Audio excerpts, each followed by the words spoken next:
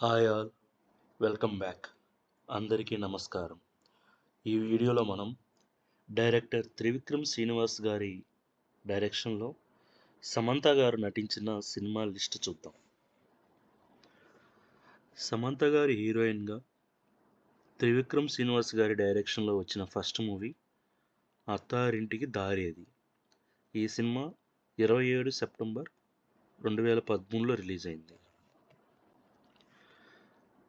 త్రివిక్రమ్ శ్రీనివాస్ గారి డైరెక్షన్లో సమంత గారు నటించిన రెండవ చిత్రం సన్ ఆఫ్ సత్యమూర్తి. ఈ సినిమా 9th ఏప్రిల్ 2015లో రిలీజ్ అయింది. త్రివిక్రమ్ శ్రీనివాస్ గారి డైరెక్షన్లో సమంత గారు నటించిన మూడవ చిత్రం అ. ఈ సినిమా 2వ తేదీ జూన్ 2016లో రిలీజ్ అయింది.